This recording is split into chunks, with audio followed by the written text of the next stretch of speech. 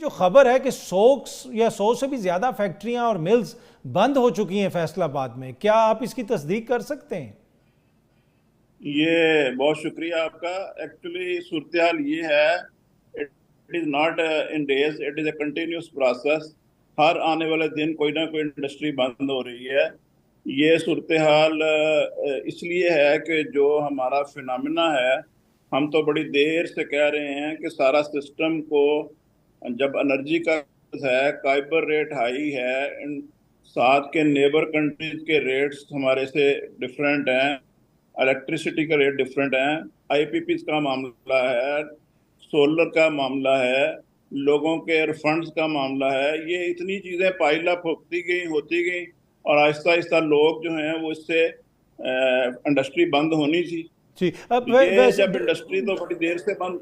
Doctor साहब, आपने ये आपका जो चैम्बर है, क्या आप लोगों ने हुकूमत से राब्ता नहीं किया, हुकूमत को बताया नहीं? फैसलाबाद तो देखें, एक वो सिटी है तो जहाँ पे कौन बड़ी सा पैमाने ऐसा पे एक्सपोर्ट्स होती हैं और पाकिस्तान में डॉलर आते हैं, तो बड़े इंपॉर्टेंट है वहाँ की इंडस्ट्री। तो कौन सा ऐसा मौका है जब चैम्बर ने हुकूमत को नहीं बताया? हुकूमत जो है, जब भी सूरत हाल है, ये बजट था, इस बजट में तो अब फैसलाबाद नहीं, किसी चैम्बर को इन्होंने लूप में नहीं लिया, साथ उसके साथ नेगोशिएट ही नहीं किया। ये सारे का सारा जो है ये डिसीजन, ये आईएमएफ ओरिएंटेड कहते थे डिसीजन के तहत सारा बजट भी ऐसा ही बना है और आगे भी सारी चीजें इसी तरह जा रही हैं। हम तो बार बार कहते हैं, जब तक आप इंडस्ट्री जो मेन पिलर है, जो सारी इकॉनमी को लेके चलती है, इंडस्ट्री के लोगों को साथ दें, उनसे पूछें ये मसाइल, इनका हल क्या है, इनका ठीक। तरीकाकार क्या है, अच्छा इनके साथ डॉक्टर नेगोशिएट करके साहब। आप आगे अगले पेज पे जी। जाएं। अच्छा डॉक्टर साहब, ये जो इसमें एनर्जी की प्राइसेस हैं, क्या सिर्फ वो बिजली तक महदूद हैं या फिर गैस का भी इशू है और दीगर मसाइल जिस तरह वो भी आपने जिक्र किया, लेकिन एनर्जी के जो इशू है वो क्या है? बिजली की ज्यादा कीमत? देखें, एनर्जी का इशू ये है कि 6 से 8 सेंट है जो हमारे नेबर कंट्रीज में रेट है, और हमारा अगर 16 सेंट रेट है, तो किस तरह पॉसिबल है कि ये compete कर सकते हैं? इंटरनेशनल मार्केट में पहले ही रिसेशन चल रहा है, और जब ये सूरत हाल होगी तो आप compete नहीं कर सकेंगे इंटरनेशनल मार्केट में। हम्म। गैस तो बड़ी देर से जो है वो ना होने के बराबर है। ठीक। गैस की सूरत हाल भी इंतहाई गंभीर है। तो ठीक। दोनों चीजें एनर्जी में हैं। इंडस्ट्री को गैस की बहुत जरूरत होती है, गैस भी नहीं मिल रही, बिजली भी नहीं मिल रही, ठीक और है। बहुत से छोटे यूनिट्स पे सोलर पे लोग गए हैं। लेकिन लोग अभी भी, ये लोगों को ये नहीं पता होता सुबह स्टेट की क्या पॉलिसी होगी सोलर के मतलब।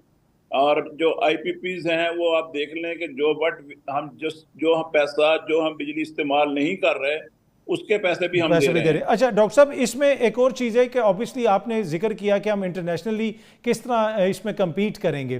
क्या इससे हमारी एक्सपोर्ट्स जो हैं वो भी मुतासिर हुई हैं? एक्सपोर्ट से आपको पता है कि बड़ा ज़र मुबादला आता है, तो ये कहना फेयर होगा कि पाकिस्तान में जो ज़र मुबादला आ रहा था उसका भी बड़ा नुकसान हो रहा है सारी सूरत हाल से? देखें, दो ही चीजें होती हैं, एक एक्सपोर्ट जो मेन है जिससे मुल्क में ज़र मुबादला आता है, दूसरा रेमिटेंस है। आपके एक्सपोर्ट का सिर्फ रेमिटेंस नहीं कम हुआ, जो लोगों का हाई काइबर रेट की वजह से, अगर इन्फ्लेशन 11% भी आई है तो काइबर रेट भी कम होना चाहिए था। जब ये कम ना हुआ तो इससे ये हो रहा है कि जो नई टेक्नोलॉजी है, जो नई लोगों ने इक्विपमेंट्स खरीदने थे, वो खरीदने लोगों के लिए पॉसिबल नहीं है। और जब वो नई नहीं आएगी, लेटेस्ट टेक्नोलॉजी नहीं आएगी, आप पुराने पे चलेंगे तो हाउ कैन यू सर्वाइव? लोगों की सर्वाइवल मुश्किल हो रही है। दुनिया मॉडर्न टेक्नोलॉजी पे जा रही है, जिद्दत पे जा रही है, और हमें भी सबको उसी नहज पे सोचना चाहिए। ठीक है। अच्छा। और हुकूमत को इसमें जी जी। डॉक्टर साहब, इसमें कहा, काइबर रेट फौरन कम होना करना चाहिए। ठीक है डॉक्टर साहब, कहा जा रहा है कि 1.5 से 2 लाख वहाँ पे जो मुकामी सतह पे नौकरियां हैं वो भी ख़त्म हो गई हैं। इसमें भी बताइएगा। और दूसरा जी, वो इन तो बहुत जी अलमिया है, क्योंकि जो जब देखें, जब इंडस्ट्री नहीं रहेगी तो ट्रेडर नहीं रहेंगे, दुकान नहीं रहेगी, मजदूर नहीं रहेगा, मजदूर बेरोजगार होगा, लोग बहुत बेरोजगार हैं, और हाईली टेक्निकल लोग, जो क्वालिफाइड लोग हैं, वो बेरोजगार हो गए हैं, जो जिनको पीछे पीछे होते थे लोग, वो लोग